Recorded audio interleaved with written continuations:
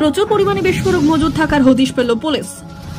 মজুদ বিস্ফোরকগুলির মধ্যে রয়েছে জিলেটিন স্টিক, ডিটোনেটর ও অ্যামোনিয়াম নাইট্রেট। ঘটনাটি ঘটেছে বীরভূমের নলহাটি থানার বাহাদুরপুর পাথর শিল্পাঞ্চলের চন্দননগর গ্রামে।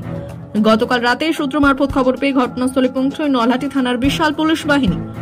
পুলিশ সেখানে অভিযান চালিয়ে চন্দননগর গ্রামের একটি বাড়িতে বিপুল পরিমাণে বিস্ফোরক মজুদ থাকার বিষয়টি নিশ্চিত করে।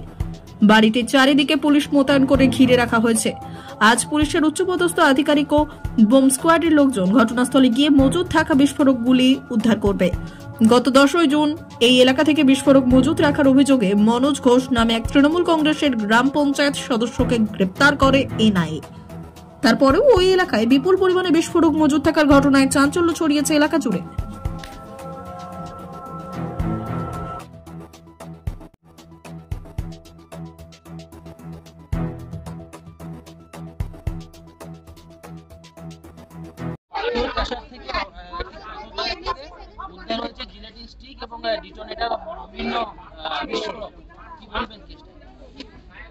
দেখুন, এটা তো একটা কন্টিনিউয়াস প্রসেস পুলিশের মধ্যে, কারণ ওই অঞ্চলে প্রচুর পরিমাণে জিলেটিন স্টিক এবং ডেটোনেটর যায়, কারণ ওখানে প্রচুর পাথরের ব্যবসা আছে, খাদান আছে। এবারে তারই মধ্যে যেগুলো অবৈধভাবে যাতায়াত করে বা অবৈধভাবে তারা যারা স্টক করে তাদের বিরুদ্ধে পুলিশ যথাসময় ব্যবস্থা নেয়। পুলিশের কাছে খবর ছিল, পুলিশ ধরেছে, এরপরে আইনগত ব্যবস্থা নেওয়া হবে।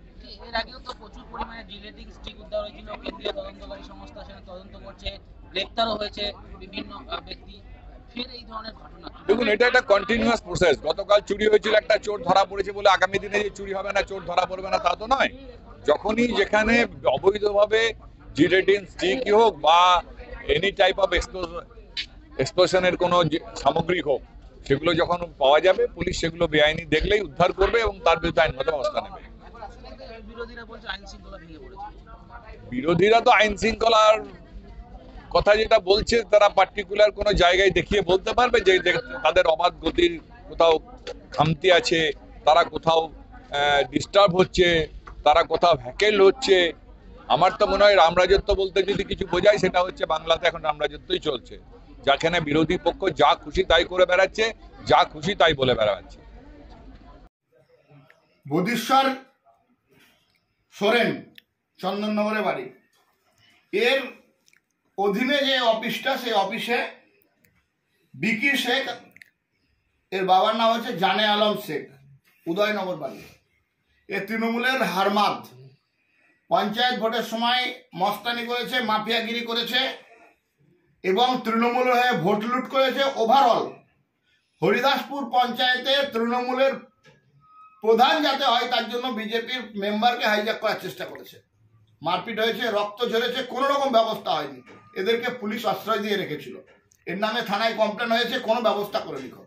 আর সেই মাফিয়া আজকের এই যে ঘটনা, এই ঘটনার সঙ্গে বিকি শেখের নাম জড়িয়ে এসছে। বিকি শেখই এই জিলেটিন স্টিক, নাইট্রেট, অ্যামোনিয়া, যা অত্যাধুনিক বিস্ফোরক, যে কোনো ভয়ঙ্কর ঘটনা ঘটতে পারে যার মাধ্যমে, সেগুলো পাওয়া গেছে। এর সঙ্গে তৃণমূলের ওই এলাকার যিনি নেতা আসাদুজ্জামান, তারও নাম জড়িয়ে আসছে। তৃণমূল কংগ্রেসের ওখানকার ব্লকের টাউন মণ্ডলের যিনি সভাপতি, তার নাম জড়িয়ে আসছে। লোকাল এমএলএ ছত্রছায়ায় এরা মস্তানি মাফিয়াগিরি করে, তারা তার ছত্রছায়ায় পুলিশকে কাজে লাগিয়ে এরকম বোমা মজুত করে, তারও নাম জড়িয়ে আসছে। আমি মনে করি যে রাজ্য পুলিশ কিংবা রাজ্য পুলিশের অধীনে থাকা কোনো সংস্থাকে দিয়ে এর তদন্ত হওয়া সম্ভব নয়। কেন্দ্রীয় এজেন্সি যে তদন্ত করছে, সেই তদন্ত আরো বৃহত্তর আকারে যাওয়া উচিত এবং এই তদন্ত তাদের হস্তক্ষেপ করা উচিত। না হলে আগামী দিনে ভারতীয় জনতা পার্টি আমরা বৃহত্তর আন্দোলনে নামব। আইওয়াস আমরা মানব না। এই সমস্ত বিস্ফোরক উদ্ধারের সঙ্গে কি তৃণমূল কংগ্রেসের সাথে জড়িত? আমি তো আপনাদের তৃণমূলের লোকেদের নাম বলে দিলাম, আপনি খোঁজ নিয়ে দেখুন। এরা সব তৃণমূলের বিভিন্ন পদে বসে আছে, অনেকে সরকারি ক্ষমতায় বসে আছে। সরকারি ক্ষমতায় বসে থেকে সরকারের অধীনে তৃণমূলের দলদাস পুলিশকে দিয়ে এটা তদন্ত সম্ভব নয়।